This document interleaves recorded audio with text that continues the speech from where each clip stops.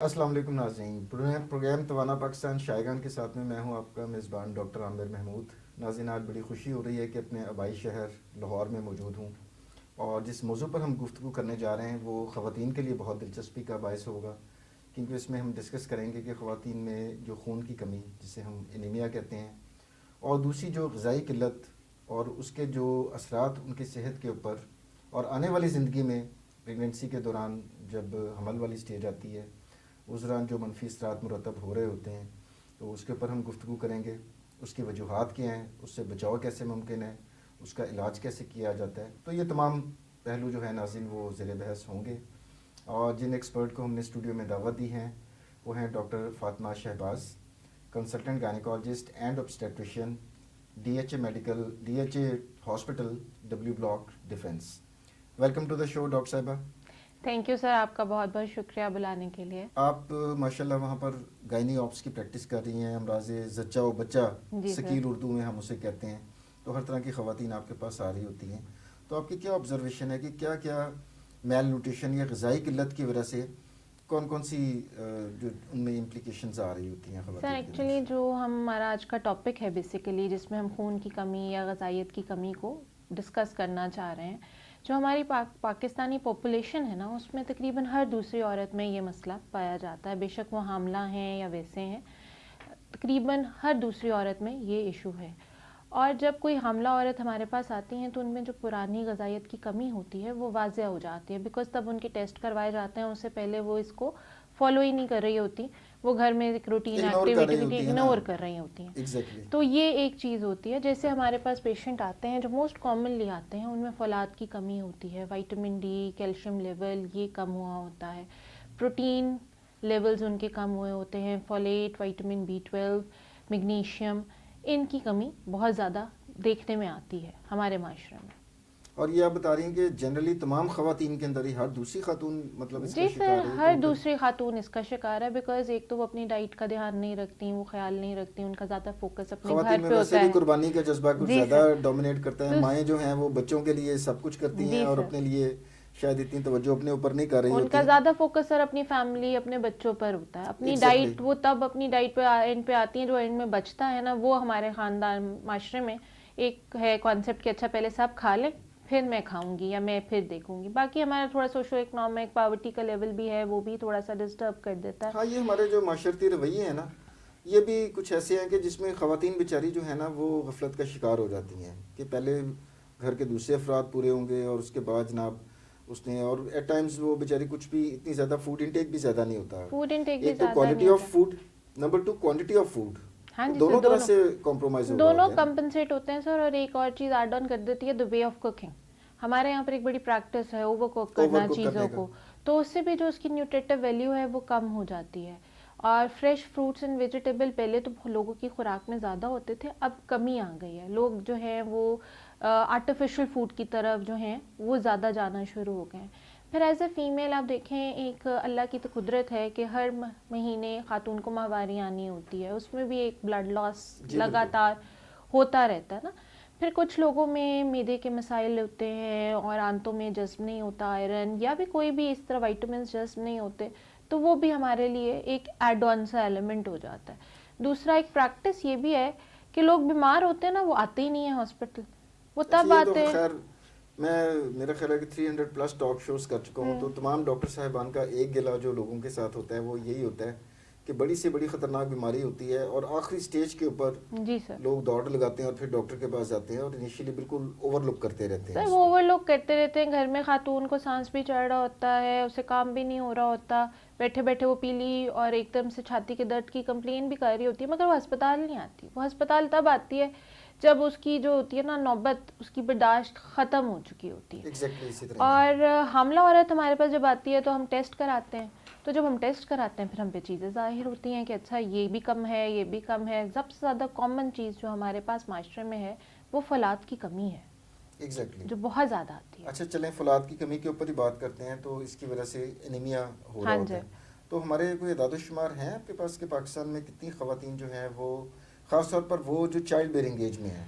Sir, अगर हम उससे अदादो शुमार के बारे में सोचें जो पाकिस्तान से रिलेटेड है, तो उसमें यह है कि 50% फ़ीमेल्स जो हैं वो एनीमिक होती हैं। From the very start in general population, और जो प्रेग्नेंट होकर हमारे पास आती हैं उनमें यही रेशो 60-65 पर चली जाती है। तो एवरी सेकेंड फीमेल जो प्रेग्नेंट है वो पहले से ही डेफिसिट होती है और फिर वो प्रेगनेंसी में एंटर होती है, और उस पर एड ऑन हमारे पास जब बच्चे की खुराक और उसकी जो नशोनुमा है उससे माँ से ही लेनी है। तो जो वो मदर डेफिसिट होगी या उसमें कमी होगी तो ऑटोमेटिकली वो बच्चा जब अपनी फॉर्मेशन करता है, ब्लड फॉर्मेशन होती है, ज़रूरत भी ज़्यादा होती है हमल में, तो वो और कमी वाक़या होती है।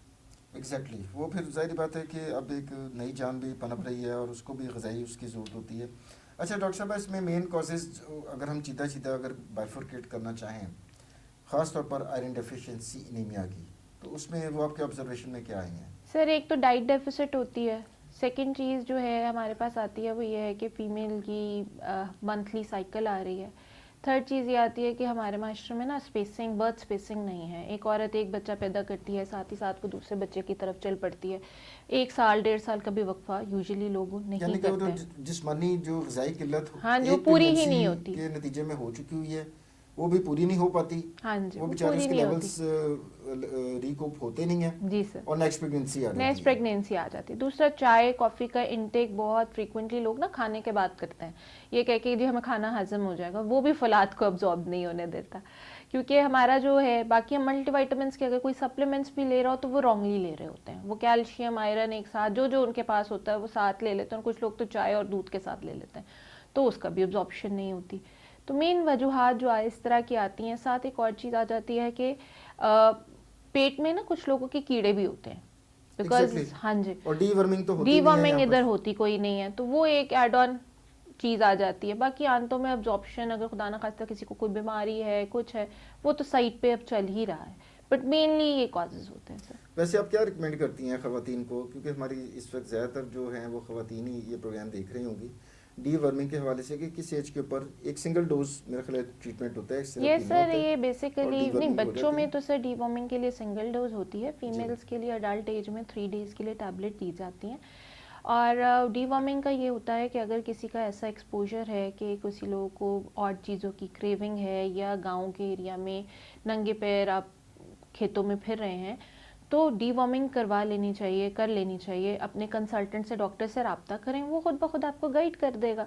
और 3 दिन की डोज है, ना एक्सपेंसिव है ना कुछ और, तो बेनिफिशियल साबित होगी। नहीं, और ये जो पेट के कीड़े हैं असल में ये कर रहे होते हैं कि जो खुराक इंसान खा रहा है वो कीड़े भी उस पर फीड कर रहे हैं। सर कीड़े भी फीड कर रहे हैं, दूसरा वो अब्जॉर्प्शन को भी हैम्पर करते हैं ना, वो आपकी वाइटामिन को अब्जॉर्ब भी नहीं होने देते, तो वो भी एक एलिमेंट आ जाता है।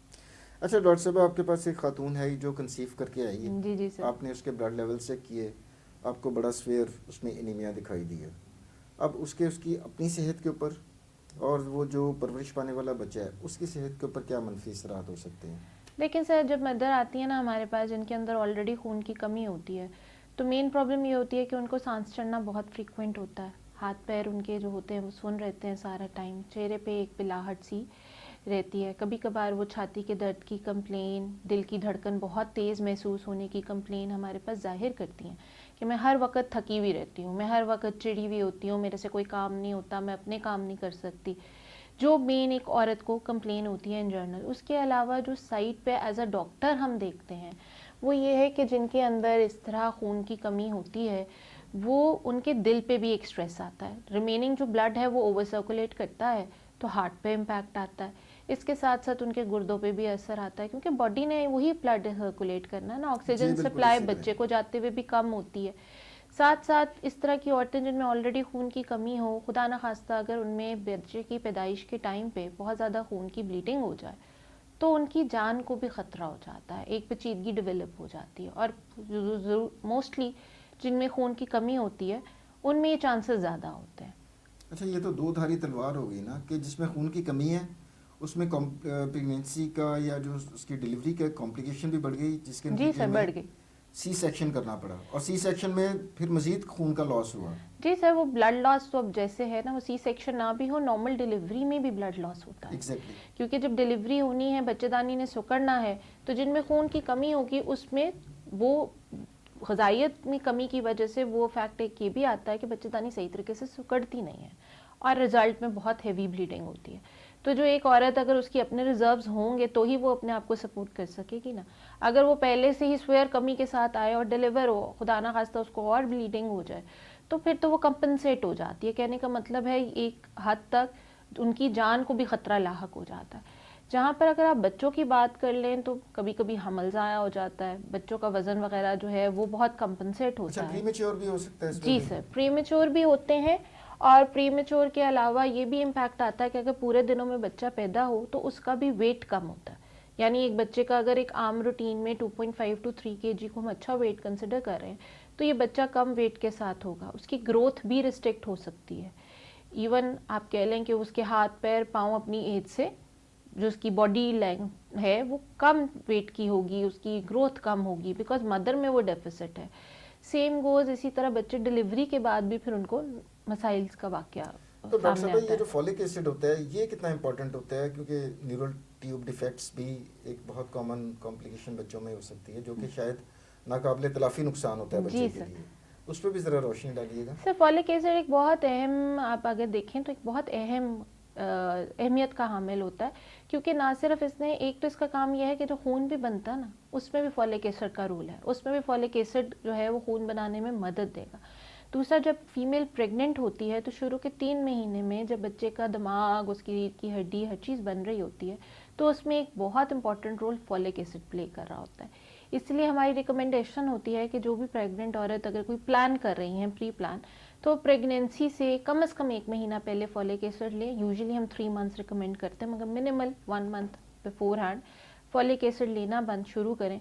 उससे जो कि दिमाग के मसाइल हैं, रीढ़ की हड्डी के मसाइल हैं, बच्चे का IQ है, वो सारा अच्छे लेवल पे रहते हैं। देखिए, बनावटी नकाइस कोई रोक नहीं सकता, मगर जो हमारे हाथ में है हम एग्जैक्टली। उसको कंपनसेट कर सकते हैं। हम अल्लाह से अच्छे की उम्मीद रख सकते हैं और पीछे से, देखें, तदबीर तो अल्लाह ताला ने जी, हमारे हाथ में दी है। अल्लाह ने हमें मौका दिया बाकी है। तकदीर अगर है तो उसका तो कुछ नहीं हो तकदीर सकता। है तो उसका तो कुछ नहीं कर सकते। इसी तरह मगर खुदा ना खास्ता अगर किसी बच्चे में ये प्रॉब्लम होती है और उस औरत ने फॉलिक एसिड का इस्तेमाल कम किया होता है, तो उसमें चांसेस ज़्यादा होते हैं।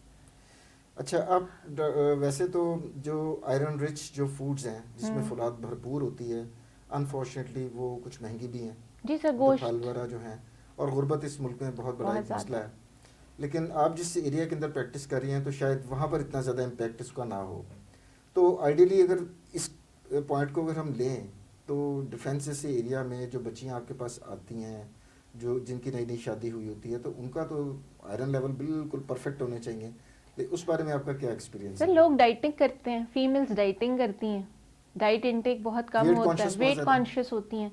वो वेट कॉन्शियस जो आजकल की जनरेशन है उसको अपना वेट कम रखना है हर सूरत हाल, बेशक वो जंक फूड, और दूसरा जंक फूड बहुत ज़्यादा है, प्रोसेस्ड फूड। जिस सेटअप में मैं काम कर रही हूँ, जिस जी। एरिया में, वहाँ पर मोस्टली फीमेल्स की डाइट में जंक फूड है, रॉ फूड तो है ही नहीं। फ्रूट्स वो लोग नहीं खाते, मीट से उनको स्मेल की फीलिंग आती है, ताकि वो अफोर्ड कर सकते हैं, मगर उनके अपने माइंड सेट है, उन्होंने प्रोसेस्ड फूड खाना है। और दूसरा, बाकी उन्होंने डाइटिंग करनी है और कोल्ड ड्रिंक्स हद से ज़्यादा पीनी है, कॉफ़ीज़ हो गई, टी हो गया, कॉफ़ी शॉप्स जाना है दोस्तों के साथ, उन्होंने कॉफ़ियाँ पीनी है कि शौक में ना, जस्ट एज अ थिंग।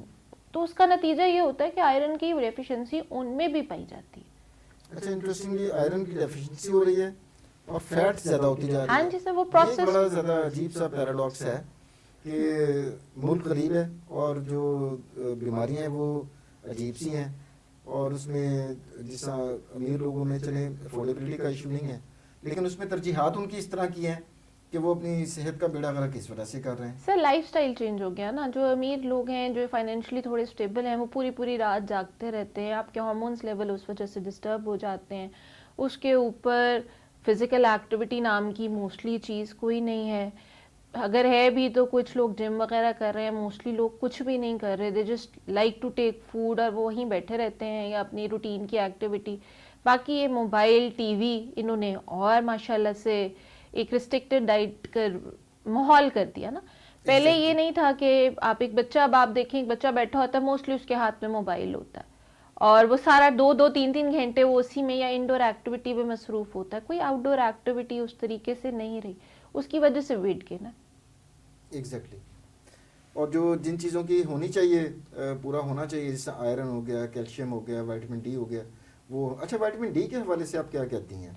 एक ऐसा मुल्क जहाँ पर, अब इंग्लैंड में बात करें तो उधर सूरज ही बड़ा कम निकलता है, समझ में आता है कि जनाब विटामिन डी की कमी हो सकती है। हमारे यहाँ पर तो सूरज ही सूरज है। अब गर्मियाँ शुरू होने वाली हैं तो सूरज ने तो जाने का नाम ही नहीं लेना। लोग दुआएं कर रहे होते हैं कि शाम कब हो और गर्मी कब कम हो। उसके बावजूद विटामिन डी की मैंने एक स्टडी पढ़ी थी साउथ एशिया की, बड़ी इंटरेस्टिंग, और उसमें आप हैरान होंगी, शायद आपकी नज़रों से भी गुजरी हो, जिसमें एक कंपैरिजन हुआ इंडिया, पाकिस्तान और बांग्लादेश का, पूरी पॉपुलेशन का, कि कितने परसेंट विटामिन डी डेफिशिएंसी है। तो मैं सुन के सर पकड़ के बैठ गया। 78% हमारी population vitamin D deficient, highest. जी सर। अच्छा, इंडिया वाज बेटर, इंडिया था कोई 73% पॉपुलेशन उसकी, and Bangladesh was even better, वो 68% पॉपुलेशन उसकी विटामिन डी डेफिशिएंट थी। तो पाकिस्तान में क्यों विटामिन डी की डेफिशिएंसी हो रही है, जनरली पब्लिक में भी, और उसी के अंदर उसी पब्लिक में तो ख़वातीन भी शामिल हैं? जी सर, एक्चुअली पाकिस्तान में ये है ना कि एक तो माशरती तौर पे भी हमारे इधर लोग पर्दा करते हैं, अपने आप को कवर्ड रखते हैं। विटामिन डी सिर्फ धूप के ज़रिए जिल्द में बनता है, तो जब आपके सन एक्सपोजर पूरी स्किन का होगा ही नहीं तो किस तरीके से आप कह लें विटामिन डी फॉर्म होगा। दूसरा, ख़वातीन धूप में जाना भी पसंद नहीं करती हैं। हमारे यहाँ पर एक कॉम्प्लेक्स भी है जिधर रंग गोरा चिट्टा होना चाहिए। चले अगर हम यूएस और यूरोप से कंपेयर करें तो उसमें तो चले उनके ड्रेसेस, उनका कल्चर इस किस्म का है कि बॉडी ज़्यादा एक्सपोज रहती है, तो चले सन एक्सपोजर भी हो जाता है। लेकिन बांग्लादेश तो हमारा ब्रदर एक मुल्क है, और वहाँ पर भी कल्चरल, मतलब 1971 से पहले तो एक ही मुल्क था ना, तो वहाँ पर भी ख़वातीन उसी तरह के कपड़े पहन रही होती हैं, तो उनमें क्यों नहीं इतनी कमी हो सर रही? अपना ध्यान भी तो रखना है ना आपको। जो अगर आपको vitamin D bones, aches and pains हैं तो आपने ओरल विटामिन डी लेना है in a form of either a capsule, या आप इंजेक्शंस लगवा के पूरा करते हैं। अच्छा, इसके अंदर में एक ऑल्टरनेटिव है हमारे पास, ऑल्टरनेटिव है, हम कि उसको अगर फॉलो आप नहीं बजरिया करते। धूप, अगर आपको विटामिन डी नहीं मिला तो सप्लीमेंट्स हमारे आप पास अवेलेबल हैं। सप्लीमेंट्स लेना, क्योंकि बॉडी में तो विटामिन डी फॉर्म नहीं होना, किसी फूड के ज़रिए भी फॉर्म नहीं होना। तो अगर विटामिन डी, जैसे मैं हूँ, अगर मुझे है पता है मेरा सन एक्सपोजर उस तरीके का नहीं है, तो मेरा अब ये काम है कि मैं एवरी 6 मंथ्स एक विटामिन डी का कैप्सूल ले लेती हूँ, या वो दवाई लेती हूँ जिसमें विटामिन डी अब सप्लीमेंट्स तो वो मौजूद इंजेक्शन होते भी हैं। हैं डॉक्टर साहब, जो मेरे ख्याल पिए भी जाते हैं सर उसी विटामिन के डी। कैप्सूल्स भी हैं, कि सिर्फ ओके, इंजेक्शन आपने ना भी कोई कहे कि जी मैंने इंजेक्शन नहीं पीना, तो आप वो कैप्सूल खा सकते हैं। कैप्सूल्स भी अवेलेबल हैं, लगवाने को इंजेक्शंस हैं, पीने को इंजेक्शंस हैं, मगर हमारे यहाँ पर अवेयरनेस नहीं है। एग्जैक्टली मसला इसीलिए तो प्रोग्राम कर रहे हैं हाँ डॉक्टर जी साहब, सर, अवेयरनेस लोगों को, नहीं है। ख़ास तौर पर जो हमारी नॉर्मल लड़कियां हैं या जो ख़वातीन प्रेगनेंसी जैसी स्टेज से गुजर रही हैं, उनको हम एजुकेट करें कि छोटी छोटी चीज़ें आप अपनी लाइफ में, अपनी लाइफस्टाइल में चेंज करेंगे, उसका एक बड़ा मैसिव इम्पैक्ट उनकी सेहत के ऊपर जो है वो आएगा। सर बेसिकली हेल्थ पे फोकस करेंगे तो मदर्स हेल्दी होंगी, मदर हेल्दी पूरी होगी तो नेशन पूरी इसके ऊपर नेशन डिपेंडेंट है जी। हेल्दी हो जाएगी। एग्जैक्टली। अब जो चूँकि आपका शोबा जो है वो गायनी ऑप्स है, जी सर। अब एक चीज़ तो देखिए हमारी साइंस ने प्रूव की हुई है ना कि जो मदर न्यूट्रिशनली सफिशिएंट होती है, उसका बेबी हेल्दी बेबी होगा। एक तो हेल्दी होगा, नंबर 2 उस बच्चे के अंदर कॉन्स्टिट्यूशनल डिफेक्ट्स नहीं होंगे, नंबर 3 ये कि उसकी एंटीबॉडी लेवल्स इतना बेहतर होगा कि उसका अपना इम्यून सिस्टम बच्चे का बहुत बेहतर अच्छा होगा। होगा। और जो मदर कॉम्प्रोमाइज आती है आपके पास, आप देखेंगे कि बच्चा रिटर्न भी हो रहा है, हर फिर लिहाज उसमें से। बच्चे को नर्सरी में भी रखना पड़ रहा है और आर्टिफिशियल तरीके से उसको सर्वाइव करवाया जाता है, सर और वो इवन सारी ज़िंदगी उसका इम्पेक्ट रहता है। सर इवन बच्चों के आईक्यू पे इफेक्ट आता है। एग्जैक्टली। मदर हेल्दी हो, न्यूट्रिटिवली डेफिसिट ना हो, तो यूजुअली जो बच्चे का आईक्यू होता है वो अच्छा होता है। इवन ये folate, vitamin B12, iodine, magnesium, ये बच्चे के आईक्यू और ब्रेन डेवलपमेंट में बहुत रोल प्ले करते हैं, मगर हमारी मोस्टली ख़वातीन को कोई आइडिया नहीं होता। वो आती हैं प्रेगनेंसी में, उनके अगर उनको दर्दें भी हो रही हों तो जो उनकी घर की माएँ या बड़ी बुजुर्ग हैं वो उन्हें कहती हैं जी प्रेगनेंसी में ये सब कुछ होता है, बर्दाश्त करो। ये कॉन्सेप्ट नहीं है कि अगर आपको कोई मसला है आप हॉस्पिटल जाएं, फुलाद की कमी है तो आयरन के टीके मौजूद हैं, आयरन की गोलियां मौजूद हैं, कैल्शियम के लिए कैल्शियम की गोलियां मौजूद हैं। आप किसी के पास जाएंगे तो वो आपको गाइड करेगा ना। एग्जैक्टली। तो इसमें अगर आप कौमों का तर्ज अमल देखें ना, तो जीयूस की मैं एक वो स्टडी पढ़ रहा था, आपकी ही बात सेकंड हो रही है उसमें। उधर प्रेगनेंसी के दौरान खातून को low glycemic but highly nutritive diet दी जाती है, ख़ास तौर बैलेंस पर डाइट होती जिसमें है।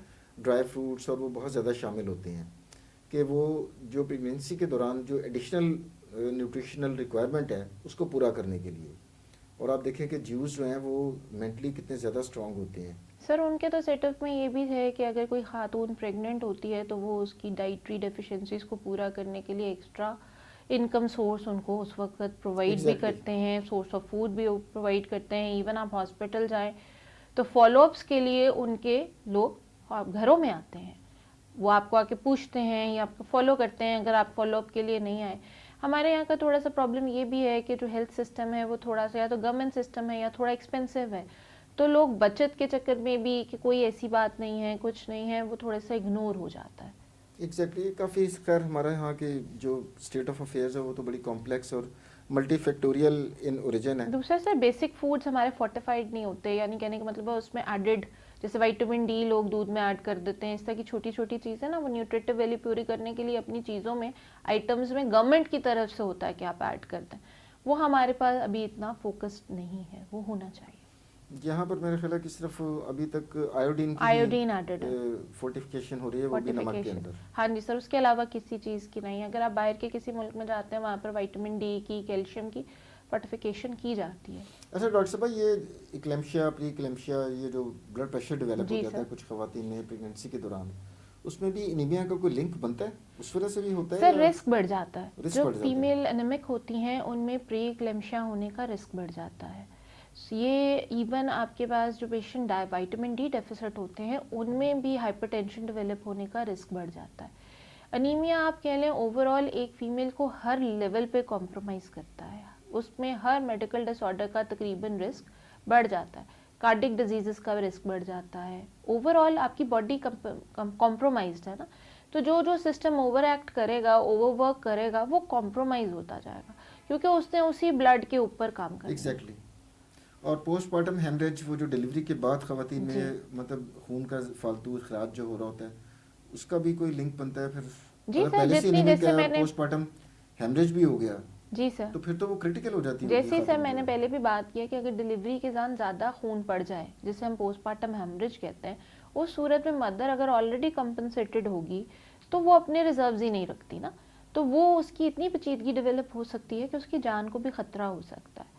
और जो फीमेल्स एनेमिक होती हैं उसमें रिस्क ज़्यादा होता है, क्योंकि हम तो अब यहाँ पर इतना फोकस करते हैं, जिससे अब हमारा हॉस्पिटल है, हम कोशिश करते हैं कि जब हमारी मरीज़ आती है हम अनीमिया उसका डिलीवरी से पहले ही कंपनसेट कर लें किसी भी ये तो फॉर्म आइडियल से। है। हाँ जी, बेशक अगर हम उन्हें आयरन के टीके लगवा सकते हैं उसके ज़रिए, अगर खून लगवाने की नौबत आ जाए तो खून लगवा लें, अगर शुरू में जल्दी आ जाए तो हम उनको ओरल टैबलेट्स और सप्लीमेंट्स दे के भेज देते हैं कि आप ये खाएं, फिर हम आपको फॉलो करते रहेंगे। कोशिश हमारी ये होती है जब डिलीवरी का वक्त आए तो कम से कम एक खातून का जो खून के खुली होते हैं ना, लाल वाले हेमोग्लोबिन जिसको हम कहते हैं, वो 11 तक हो, मिनिमल 11 हो, और अगर 10.5 तक भी हो तो हम कहते हैं चलें ठीक है, अब टू द लेवल जा रही है, कम है मगर ठीक है। बट जो हमारे पास मोस्टली फीमेल्स आती हैं वो 11 पर नहीं होती, वो होती हैं 9 पर, 9.5 पर। प्रोग्राम करके आया हूँ, वहाँ पर तो 7-8 भी होता है hemoglobin। हाँ जी, तो वो फिर कंपनसेटेड अगर कोई एक पेशेंट आता है और वो पहले से ही न्यूट्रिटिवली डेफिसिट है, उसके अंदर ग़िज़ाइयत की कमी है, प्रेगनेंसी में और एड ऑन हो जाती है, जब डिलीवरी होती है उसके ऊपर वो और कॉम्प्रोमाइज़ हो जाती है। तो इस पे वर्क करने की बहुत ज़रूरत है, ख़ास तौर पे ख़वातीन की नॉलेज जैसे आपने ये प्रोग्राम कर रहे हैं उसमें इजाफा करने की बहुत ज़रूरत है। बहुत महंगी चीज़ों में फलाद नहीं पाया जाता, सब्जियों में पाया जाता है, फ्रूट में जाता है। हाँ जी, सस्ती हैं। हाँ पालक की एक वो जो होती है बंच होता है वो 50-60 रुपए का मिल जाता है, आप वो खाएं। चुकंदर का जूस पिए, गाजरें खाएं सर, मगर लोगों को नॉलेज ही नहीं है, उन्हें पता ही नहीं है, उनके ज़हन में यही कॉन्सेप्ट है कि फलाद जो है ना वो गोश्त के ज़रिए ही डाइट में ऐड हो सकता है और कोई तरीका नहीं है।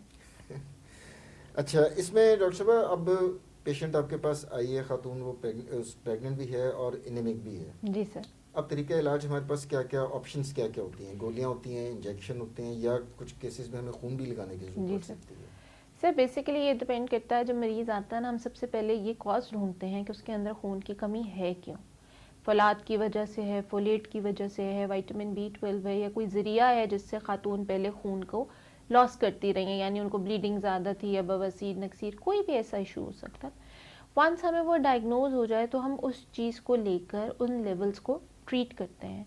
जैसे एक आम फुलाद की बात ले लें तो उसमें सीरम फेरेटिन जो फुलाद का लेवल होता है वो करवाया जाता है, और अगर वो 30 से नीचे आए तो इसका मतलब यह है कि खातून में शिद्दत की कमी है फुलाद की, क्योंकि पहले फुलाद कम होगा फिर खून की कमी ज़ाहिर होगी। फिर उसमें तरीका ये होता है कि अगर शुरू के पहले 3 महीने हैं, उसके 6 महीने हैं, हम गोलियां शुरू करते हैं। गोलियों का भी उतना ही असर है जितना टीकों का असर है, मगर ये है कि लोग गोलियां खाते नहीं हैं या उनको रॉन्गली इनटेक करते हैं, चाय के साथ ले लिया, दूध के साथ ले लिया, या अच्छा, पब्लिक में ये भी बड़ी परसेप्शन है कि जी कोई भी खाने वाली दवाई जो दूध के साथ खाएंगे ना, इसका असर बड़ा अच्छा होगा, तासीर ठंडी हो जाएगी ना सर। ये मिथ जो है ना, इसको भी मैं चाह रहा था कि आप डिस्पेल कर दें। सर कॉन्सेप्ट ये है ना, तासीर ठंडी हो जाएगी, गोलियां गर्म होती हैं। हाँ हत्ता कि आप दूध के साथ कैल्शियम खाएं तो कैल्शियम अब्जॉर्ब नहीं होता। और ये गर्म ठंडे का ना कॉन्सेप्ट ये हमारे हकीम हजरात ने हाँ जी अवाम सर। के अंदर डाला हुआ जी, तो फलां चीज़ गर्म है तो फलां चीज़ ठंडी है। हमारी मेडिसिन में मुझे 30 साल हो गए हैं बीबीएस के हुए, मैंने आज तक कुछ नहीं पढ़ा कि जनाब ऐसा कुछ भी ये नहीं है गर्म सर। है और ये ठंडी चीज़ है। हम तो सब मरीज को सिंपल कहते हैं पानी का ग्लास के साथ खा लें तो ज्यादा मुनासिब है। आपने कोई दूध चाय कुछ पीनी, आधा घंटा घंटा ठहर के आप उसको उसकी तासीर गर्म कर लीजिएगा। दवाई आप इसी तरह खाएं, अब वो इंटरफेयर करती क्योंकि है वो ना। इंटरफेयर करती है। मगर हमारे यहाँ पर जो बड़े बुजुर्ग भी है ना घर में, वो भी कहते हैं नहीं ये तासीर गर्म है, तुसी दूध दे ग्लास दे नाल पीना है। तो वो कॉन्सेप्ट ऐसे उनको करेक्ट करने की जरूरत है। अच्छा, एक चीज़ बड़ी इंपॉर्टेंट है डॉक्टर साहब, आप उस कॉन्सेप्ट पे पाकिस्तान में अक्सर मैंने प्रोग्राम किए हैं बड़े सीनियर गायनेकोलॉजिस्ट के साथ, वो एक चीज़ पे बड़ा ज़्यादा जोर दे रही हैं आजकल, वो है प्री कंसेप्शन काउंसलिंग। जी सर। कि एक खातून को जो शादीशुदा है and she is planning to be to get pregnant, उनको तो प्री उसके हैंड। पहले वर्कआउट्स करवा लिए जाएं जी सर। और उसको प्राइम किया जाए, उसको प्रिपेयर किया जाए for this important critical stage of life. उस बारे में आप क्या कहेंगे? सर देखिए, वो एक बहुत इंपॉर्टेंट चीज़ है कि अगर एक पेशेंट प्लान कर रही है, मैरिड है और उसका प्लान है कि वो कंसीव करना चाहती है, तो प्री हैंड अगर हम उनके टेस्ट करा लेते हैं, जो भी हमें डेफिशिएंसीज मिलती हैं हम उसकी ट्रीटमेंट दे देते हैं, तो जब वो प्रेगनेंसी में एंटर होती हैं तो वो ख़ुद भी हेल्दी होती हैं और आउटकम भी बहुत हेल्दी आता है। मगर हमारे यहाँ पर मोस्टली प्री प्रेगनेंसी काउंसलिंग का कॉन्सेप्ट का अभी कोई इतना ध्यान नहीं है। मोस्टली वही लोग हमारे पास इस तरह प्री प्रेगनेंसी आते हैं जिनको हम ट्रीट कर सकते हैं, जिनमें एक तो अवेयरनेस लेवल होता है या जो कुछ अरसे से ट्राई कर रहे होते हैं मगर वो कंसीव नहीं कर पा रहे होते। इनफर्टिलिटी का उसकी भी एक रीज़न अनीमिया भी होता है, कुछ डेफिशिएंसीज भी होती हैं, थायराइड के इश्यूज भी होते हैं। तो मोस्टली जब हमारे पास ख़वातीन उस मसले के लिए आती हैं तो हम उनकी इन छोटी छोटी चीज़ों को ट्रीट करते हैं और अल्लाह की तरफ से वो कंसीव कर लेती हैं, कोई इतनी बड़ा प्रॉब्लम नहीं होता। मगर एज अ प्रैक्टिस मैं कहूँ कि एज कोई कपल डिसाइड करे प्री प्लान कि जी मैं कंसीव करना चाहता हूँ, मैं गायनेकोलॉजिस्ट से मिलूँगा, वो यहाँ पर प्रैक्टिस नहीं होता। उसके लिए अवेयरनेस इंक्रीज़ करने की बहुत ज़रूरत है। इवन शॉर्ट मैसेजेस चलाने की ज़रूरत है कि if you are planning to have a baby, visit a gynaecologist. ज़्यादा विजिट करवाना है और जो ब्लड टेस्ट होता है हाँ वो बड़ा सस्ता सा है डॉक्टर साहब, थोड़ा सा खून का नमूना देना है और 300-400 रुपये में सीबीसी हो जाता है। फौरन आपको लेवल्स पता चल जाएंगे, हीमोग्लोबिन कहाँ है और बाकी लेवल्स इजीली पता चल जाएंगे। जी सर, टेस्ट तो बहुत इजी हैं, इजीली अवेलेबल भी हैं। इवन आप कह लें किसी छोटे सेटअप में भी आप जाते हैं, सीबीसी तो आपको बुनियादी चीज़ है, हाँ जी, हर जगह वो पर तो है। आपको आधे घंटे में उसकी बेसिक रिपोर्ट निकाल के दे देते हैं कि ये चीज़ इसकी रिपोर्ट है। बट लोग जाएंगे तो ही पता लगेगा ना, कोई हॉस्पिटल जाएगा तो हमें पता लगेगा कि उसके क्या मसाइल हैं। मेरा जो कॉन्सेप्ट है वो ये है कि इर्द गिर्द की ख़वातीन में अगर कोई प्रॉब्लम आपको इस तरह की नज़र आती है, लोगों को भी उनको समझाना चाहिए कि एक बार हॉस्पिटल विजिट कर लें, खुद ही से सीबीसी बेशक करवा लें, क्योंकि अब इतना कॉमनली हम टीवी पे बात करते हैं, हम वैसे भी बात करते हैं, तो सीबीसी तो डेंगू की वजह से भी ना सर बहुत मशहूर हो गया है। हाँ जी, अवेयरनेस आ गई है, खुद ही चले जाते हैं। हाँ जी, तो करवा लेना चाहिए, उसका फायदा ही होता है। एग्जैक्टली। और उस स्टेज के ऊपर तो हो सकता है सिर्फ डाइट इंप्रूव करने से एनीमिया करेक्ट हो जाए, जरूरी नहीं कि आपको अद्वियात है। अच्छा, आयरन के टीके भी लगाए जाते हैं डॉक्टर साहब? वो जी सर, वो ये होता है कि अगर तो खातून किसी वजह से ओरली नहीं ले सकती, या हम कह लें कि अगर वो हामला खातून है और वो 32 हफ्ते और इस ड्यूरेशन पे 28 हफ्तों पे पहुंच गई हुई हैं, क्योंकि खून बनने में तकरीबन 3 महीने लगते हैं उसकी साइकिल पूरी होने में। तो अगर हम ओरल पे अगर उन्हें इनिशियली देते हैं और वो ओरली नहीं लेती, टाइम नहीं है हमारे पास हाँ कि हम खाने वाली दवाई से एनीमिया उसको बेहतर हाँ जी सर, उससे ये होता है कि जब हम इंजेक्शन देने जब हम टीके लगाते हैं ना, तो हमें मेक श्योर होता है कि ये पूरी की पूरी ग़िज़ाइयत अंदर ब्लड में चली गई है, अब आगे ब्लड फॉर्मेशन बॉडी नहीं करनी है। तो जो ख़वातीन हमारे पास लेट प्रेजेंट करती हैं उनमें हम टीके प्रेफर करते हैं। और इसी तरह अगर कोई खातून बिल्कुल ही डिलीवरी के टाइम पे आ जाए और उसमें खून की शिद्दत की कमी हो तो फिर हमें उसमें मजबूरन खून लगाना पड़ता है, मगर उसमें खून लगाने के अपने नुकसानात अपनी साइड पर होते हैं, फिर वो एक आपने रिस्क बैलेंस करना ना। एग्जैक्टली अच्छा डॉक्टर साहब, आयरन पे भी बात हुई, विटामिन डी पे भी बात हुई, एक बड़ी इंपॉर्टेंट चीज़ जो अब तक जी हमने सर डिस्कस बताइए। नहीं की वो है कैल्शियम। जी सर। उस पर भी ज़रा रोशनी डालिए कि वो आपका तजुर्बा क्या कहता है कि कहाँ पर हम खड़े हैं, हमारी ख़वातीन कहाँ खड़ी सर हैं। हमारी ख़वातीन जैसा विटामिन डी में डेफिसिट है ना, उसी तरह कैल्शियम में भी डेफिसिट है। कम से कम 70% ख़वातीन में कैल्शियम की कमी होती है। उनको हड्डियों में शिद्दत की दर्द होती है, जोड़ जोड़ में दर्द होता है जब वो आती हैं। और इवन उनके जो नी जॉइंट्स हैं उनमें यंग एज में पेन चल रही होती है, बैकबोन में पेन चल रही होती है। दूध वगैरह आजकल पीना कोई ज़्यादा पसंद नहीं किया जाता, दही वगैरह का भी कोई ख़ास इस्तेमाल नहीं है, तो फिर उसकी वजह से हम जो पेशेंट्स को जो हमारे पास रह जाता है हम उन्हें ओरल कैल्शियम स्टार्ट करवा देते हैं, क्योंकि कैल्शियम भी तभी अब्जॉर्ब होता है जब विटामिन डी प्रेजेंट होता है। तो हमारा काम यह है कि हम उनको मेडिसिन फिर कंबाइंड फॉर्म में स्टार्ट कराते हैं ताकि कैल्शियम की अब्जॉर्प्शन हो। क्योंकि बच्चे ने अगर तो प्रेग्नेंट फीमेल आती है तो बच्चे की तो हड्डियां अल्लाह की तरफ से, अल्लाह की कुदरत है, उसने तो अपना कैल्शियम लेना ही लेना है मदर से, लेकिन वो माँ की माँ सेहत की हड्डियों से निकाल के कैल्शियम लेना एग्जैक्टली है। ये मैं कहने लगा था कि उसने बाहर से नहीं ले लेना, उसने माँ की सेहत को कॉम्प्रोमाइज़ करने के जी, बाद अपनी ज़रूरत पूरी कर उसे लेनी अपनी है। ज़रूरत पूरी करनी है और आपकी हड्डियां और कमज़ोर हो जानी है। वो तब आपको एहसास होना है जब आपने बच्चा डिलीवर करना है, जब आपने उसका ख्याल रखना है, फिर आपको हर एक एक पॉइंट में पेन डिस्कम्फर्ट, अपनी रूटीन एक्टिविटी करते हुए जोड़ों में दर्द शुरू हो जानी है। सर अब आप खुद अंदाज़ा लगाएं, अब की जनरेशन में बोन एक्स एंड पेन्स, हड्डियों की दर्दें, जोड़ों की दर्दें ज़्यादा हैं एज़ कम्पेयर टू पुरानी जनरेशन्स में। एग्जैक्टली ये जब मैं हाउस जॉब कर रहा था तो इस तरह की दर्दें तो हम बड़े बुजुर्गों में सुना करते थे कि हैं, यंग वंस के अंदर तो कभी भी ये चीज़ देखने में आई थी ये नहीं अब आती थी। देखने में आ रही है बिकॉज हमारी जो डाइट है वो आर्टिफिशियल मिल्क के ऊपर है, बेशक फोर्टिफाइड क्यों ना हो मगर आर्टिफिशियल मिल्क के ऊपर है। वो भी लोग कम इस्तेमाल करते हैं, लोगों ने दूध का ऑल्टरनेटिव ढूंढ लिया है, चाय पी ली, देखिए जी कॉफ़ी वो पी ली। वाइटनर्स आ गए हैं, वो दूध तो नहीं है, हाँ चाय जी। बनाने में जो यूज़ होते हैं जिनके इतने इश्तेहार भी चल रहे होते हैं, तो वो that is not milk, that is synthetic. जी सर, तो वो लोग फिर एक्चुअली शिफ्ट हो गए ना, डाइटरी हैबिट्स शिफ्ट हो गई हैं, अंदाज शिफ्ट हो गया। तो वो जो पहले वाली जनरेशन का एक टिपिकल सा ऑर्गेनिक फूड के ऊपर मेन फोकस होता था वो हमारा नहीं है। मैं किसी को क्या कहूँ, हमारा मेरा अपना भी उस तरीके का फोकस नहीं है। हमारे घर में भी आर्टिफिशियल आइटम्स बहुत पाई जाती हैं। तो वो फिर अगर आपने विटामिन डी या कैल्शियम की कमी को कंपनसेट करना है तो या तो आप ओरल लें, नहीं ओरल लेना तो फिर अपनी डाइट अच्छी करें हर लिहाज से। अपनी डाइट में दूध ऐड करें, दही ऐड करें, कैल्शियम वाली चीज़ें जो हैं वो ऐड करेंगे तो आपका आहिस्ता आहिस्ता बेहतर हो जाएगा, वरना ओरल खा लें। अच्छा डॉक्टर साहब, एक जो बड़ी आपने निशानदेही की जो गलत चीज़ हमारी ख़वातीन और अवामुन नास कर रहे होते हैं वो ये कि आयरन की गोलियाँ और उसको खाने के बाद लिया तो चाय के साथ लिया या दूध के साथ लिया, तो ये नहीं करना चाहिए। कैल्शियम के केस में भी कोई ऐसी हिदायत है, कोई ऐसी एहतियात है या कोई ऐसी गलतियां हैं जो पेशेंट्स करते हैं जिसको आप उनको बताना चाहेंगे ये गलती ना करें? बेसिकली सर लोग क्या करते हैं, आयरन की गोली और कैल्शियम की गोली एक साथ ले लेते हैं, उससे उन दोनों की अब्जॉर्प्शन जो है वो हिंडर होती है, इसका यानी मतलब कम है कि होती एक है। अगर दोनों गोलियां आपने तजवीज़ की हैं तो एक सुबह खाएं जी, और एक शाम में खा लें, एक इकट्ठा शाम ना में खाएं। खा लें, खट्टा ना खाएं।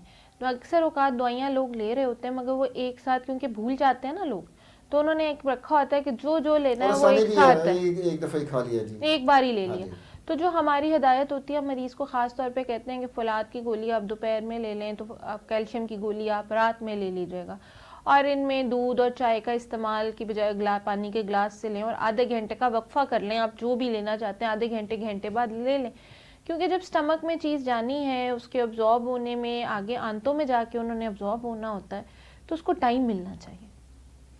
अच्छा जी, अब हमने अब तक जो गुफ्तगू की उसमें हमने फौलाद की कमी भी डिस्कस कर ली, विटामिन डी भी हो गया, कैल्शियम भी हो गया। अब जो हमारे विटामिन्स हैं जिसमें मैग्नीशियम हो गया, सेलेनियम और ये जो दूसरे जिंक हो गया, जी सर, इसके बारे में आप क्या कहती हैं कि इसके कोई सप्लीमेंट्स फिर हमें देने पड़ते हैं? क्योंकि आम पब्लिक को तो नहीं पता चलेगा कि जी जिंक किस में ज़्यादा है और सेलेनियम किस में ज़्यादा है और मैग्नीशियम किस में ज़्यादा है। सर वैसे जो आप डाइट आयरन का तो चले जनरली लोगों हाँ को जी, पता होता जनरली है, लोगों को पता है। लेकिन जो आप मैग्नीशियम हो गया, जिंक है, यूजुअली इनके सप्लीमेंट्स हम ऐड करते हैं। मैग्नीशियम बेसिकली आपके पट्ठों को बहुत स्ट्रॉन्ग करता है, तो हम जिन फीमेल्स में यूजुअली मैग्नीशियम डेफिशिएंसी हो गई या इवन आप कह लें सेलेनियम वगैरह, जिंक डेफिशिएंसी, पोटाशियम की वो भी पोटाशियम अक्सर की होती है, उसके लिए फिर हम मरीज़ों को थोड़ा सा काउंसल करते हैं कि आप अपनी डाइट के अंदर एक तो फ्रूट ऐड करें, रॉ एलिमेंट्स ऐड करें, उसके अलावा हम ओरल में मैग्नीशियम स्टार्ट करवा देते हैं। इवन इनको ORS वगैरह में, बिकॉज सोडियम पोटाशियम लेवल्स उससे कंपनसेट हो जाते हैं, हम वो फूड आइटम में बनानास वगैरह ऐड कर देते हैं कि ये पोटाशियम को इम्प्रूव कर देंगे। इसके साथ साथ जो आप कह लें बाकी चीज़ें हैं उनके सप्लीमेंट्स ऐड हो जाते हैं, विटामिन B12, फोलेट, उनके सप्लीमेंट्स ऐड हो जाते हैं, वो रेडिली अवेलेबल हैं। मगर ये है कि ये deficiencies as compare to iron कम है, क्योंकि डाइट में इनकी डेफिशिएंसीज तब डेवलप होती है जब कोई बहुत प्योर वेजिटेरियन होता है या वो बहुत ज़्यादा डेफिसिट लेवल पे होता है। जो मोस्ट कॉमन डेफिशिएंसी हमारे पास ज़ाहिर होती है वो आयरन की होती है। जिंक की डेफिशिएंसी जब पूरी होती है तो लोगों के बाल, इवन जो लोगों के बाल वाइट हो रहे हैं, अगर आप उस लिहाज से भी सोचें तो जिंक का बहुत रोल है उसमें, नेल्स में, आइज़ में, आपकी स्किन के अंदर, बालों में। जिंक का आप आइटम बढ़ा लेंगे तो आपके बालों की जो सफ़ेदी है वो भी लेट आती है, हेयर फॉल कम हो जाता है। मगर लोगों को इतनी नॉलेज नहीं होती, वो मल्टीविटामिन के सप्लीमेंट्स के थ्रू ही यूजुअली पूरी होती है। और ये हमारे मुल्क में बासानी दस्तयाब है, क्योंकि दस्तयाबी का भी एक इशू होता है ना, नहीं कुछ सर, दवाइयाँ होती इजीली हैं। अवेलेबल है, रेडिली अवेलेबल है और ऑलमोस्ट आप कह ले हर कॉस्ट में अवेलेबल है। और इवन एक सिंपल गोली जो कि लो कॉस्ट में भी अवेलेबल है वो भी काफ़ी ज़्यादा एफिशिएंट है। बस आप लोगों को एक बार हॉस्पिटल में या किसी डॉक्टर को दिखा के विजिट करके नॉलेज में ला के वो लेने की ज़रूरत है। वरना ये कॉन्सेप्ट आप कह लें कि बहुत महंगी दवाई होगी तो उसका बहुत फ़ायदा होगा, ये भी नहीं है। हर महंगी चीज़ अच्छी नहीं होती जी सर, सस्ती चीज़ों में भी पाकिस्तानी बड़ा ब्रांड की इवन इजीली आप कह लें अंडर 500 आपको मल्टीविटामिन की गोली या डब्बी बहुत आराम से मिल जाती है, जो अगर आप इस्तेमाल करेंगे तो वो एक कम्बिनेशन होगा और वो आपके लिए बहुत अच्छा साबित होगा। ये काफ़ी बड़ी ब्लेसिंग है कि जो हमारी नेशनल फार्मा इंडस्ट्री है जो अद्वियात बना रही है, वो लगभग कम से कम 20 से 30 ऐसे ममालिक हैं, एशियन भी और अफ्रीकन भी, जहाँ पर एक्सपोर्ट भी हो रही हैं। जी सर। तो अल्हम्दुलिल्लाह अब टेक्नोलॉजी इतनी एडवांस्ड हो गई है कि अब वो बात नहीं रह गई कि जनाब ये दवाई सिर्फ मल्टीनेशनल की ही अच्छी है, वही क्वालिटी की प्रोडक्ट्स हमारी नेशनल फार्मा इंडस्ट्री भी बना रही है। तो ये थैंक्स टू देम कि उन्होंने अफोर्डेबिलिटी जो है ना वो नहीं, देखिए पाकिस्तान के बंदे की अफोर्डेबिलिटी कंपैरेटिवली इंटरनेशनल जो उनका आप कह लें डॉलर है या जो उनकी करेंसी है वो महंगी है। अभी भी दवाएं सस्ती हैं इधर हमारे यहाँ पर आप अगर मल्टीविटामिन लेते हैं दे आर अफोर्डेबल। आप यही दवाई अगर जाके किसी ब्रांड की दुबई में या अमेरिका में या लंदन में लेते हैं तो they are more expensive. Doctor साहब इधर बड़ा लोगों में ये अच्छा किया आपने, ये पॉइंट हाईलाइट किया। हमारे लोगों में बड़ा एक कॉम्प्लेक्स है, आप किसी अल्फते पे चले जाएं या जो सुपर स्टोर्स बने हुए हैं वहाँ पे बड़े फैंसी किस्म के इंपोर्टेड मल्टीविटामिन्स पड़े होंगे विद वेरी फैंसी पैकेजिंग्स, और वो 5-5 हज़ार रुपए का एक पैक सर कॉस्टली होते हैं ना, मगर लोगों का कॉन्सेप्ट ये है कि बाहर की दवाई है तो ये बाहर की दवाई है ज़्यादा ये मौसर होगी।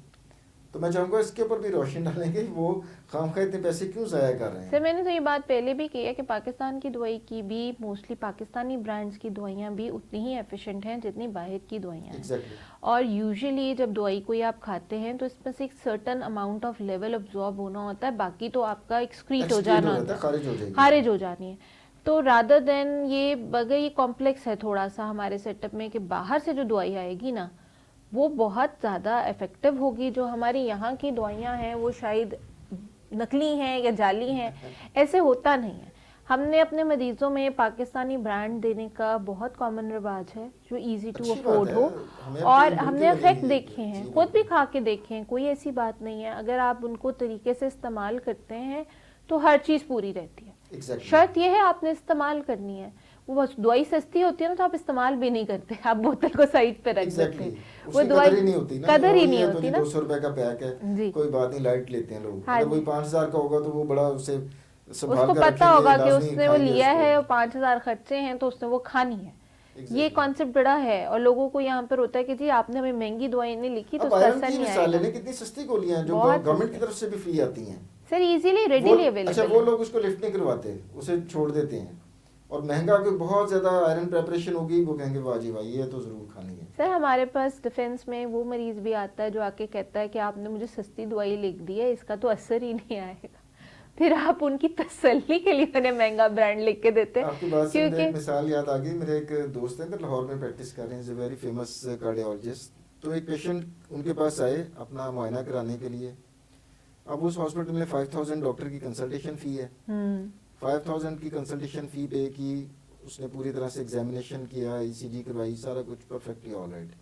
उसने सिर्फ जो एस्पिरिन होती है ना, लो डोज जो हम देते हैं, जी सर, सिर्फ वो एडवाइस कर दी। फार्मेसी से उन साहब ने लिया, वो 28 रुपए का पैक था।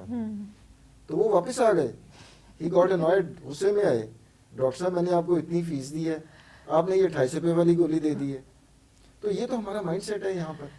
जो अच्छे फाइनेंशियली स्ट्रांग पीपल है उनका यही माइंडसेट है, और जो बेचारा फाइनेंशियली वीक है वो वो बेचारे को जरूरत की चीज दी भी जाए, वो लेने के लिए अफोर्ड नहीं वो करता। अफोर्ड नहीं कर सकता। अलमिया वाली बात है, ये एक अलमिया वाली बात है, और ये बड़ा अफसोस होता है कभी कभार कि जो लोग अफोर्ड कर सकते हैं वो चाहत ये करते हैं कि उन्हें बाहर के ब्रांड्स लिख दिए जाएं, और जो लोग बेचारे मिडिल क्लास या जो लोअर क्लास से बिलोंग करते हैं उनको आप पाकिस्तानी दवाई भी लिख के दो तो वो कहते हैं हमारे पास इतने पैसे भी नहीं है कि डॉक्टर साहब हम ये ले सकें। और मोस्टली जो लोग एनेमिक आते हैं वो यूजुअली मिडिल या लोअर क्लास से ज़्यादा बिलोंग करते हैं। तो जो स्वेयर एनेमिक आते हैं अपर क्लास तो फिर जाके अपने कोई टेस्ट करा के गोलियां सप्लीमेंट्स वगैरह खा लेती है। तो जो हमारे माशरे में पॉवर्टी की वजह से निगलेक्टेड तबका है वो बहुत ज़्यादा कॉम्प्रोमाइज़ होता है, और उसमें ही फीमेल्स मैक्सिमली कॉम्प्रोमाइज़ होती हैं। और वहाँ ही एक ट्रेंड है कि जी बच्चों को की लिमिट कोई नहीं होनी चाहिए, कोई स्पेसिंग नहीं होनी चाहिए, उससे औरत और एक आहिस्ता आहिस्ता और कॉम्प्रोमाइज़ हो जाती है। जी बिल्कुल सर। अच्छा डॉक्टर साहब, अब हम प्रोग्राम के अख्ताम की तरफ बढ़ रहे हैं, और मैं चाहूँगा कि आज का जो हमारा मौजू था कि फौलाद की कमी, एनीमिया और ग़िज़ाई किल्लत ख़वातीन के अंदर, उसके ऊपर आप हमारी जो व्यूअर्स हैं, जो ख़वातीन इस प्रोग्राम को देख रही हैं, टेक होम मैसेज आप क्या देना चाहेंगे प्लीज़? सर जो टेक होम मैसेज मैं इस पॉइंट पे देना चाहूँगी वो ये देना चाहूँगी कि अगर आप एक मजबूत और सेहतमंद माँ होगी तो औलाद भी उतनी ही मजबूत और सेहतमंद होगी, बल्कि वो पूरा ख़ानदान, वो पूरी नेशन प्रोग्रेस करेगी। और ये कोई ऐसी बात नहीं है जिसको हम ट्रीट नहीं कर सकते या जिसके सप्लीमेंट्स मौजूद नहीं है या जो बहुत एक्सपेंसिव है। आपको बस इसमें थोड़ी सी अवेयरनेस इंक्रीज़ करने की ज़रूरत है, अपना लाइफस्टाइल की मॉडिफिकेशन ज़रूरत है। हर चीज़ बेहतर से बेहतरीन होती जाती है, बच्चा भी हेल्दी होगा, मदर भी हेल्दी होंगी। और जस्ट एक आप अगर इस पे फोकस करेंगे छोटी छोटी बातों पे, थोड़ी बर्थ स्पेसिंग ले आएँ, अपना रूटीन चेकअप करवाते रहें। अगर किसी आपके इर्द गिर्द में भी कोई फीमेल हैं जिनमें आपको ऐसे लगता है कोई खून की कमी है या उनको सांस बहुत चढ़ रहा है या उनका रंग पीला पड़ता जा रहा है, तो आप उन्हें हॉस्पिटल ले आइए, एक CBC लेकर आ लीजिए और किसी डॉक्टर को दिखा लीजिए, वो आपको कहीं ना कहीं उनके हक में बेहतर मशवरा दे देगा। आखिर में नाज़ी, मैं डॉक्टर फातिमा शहबाज का बहुत मशहूर हूँ कि इतने अहम मौजू के ऊपर इतने मुफीद मालूमात इतने सादा तरीके से आपके साथ शेयर की। उम्मीद है आपको आज का प्रोग्राम पसंद आया होगा। अगले प्रोग्राम तक के लिए डॉक्टर आमिर को इजाज़त दीजिए। अल्लाह हाफ़िज़।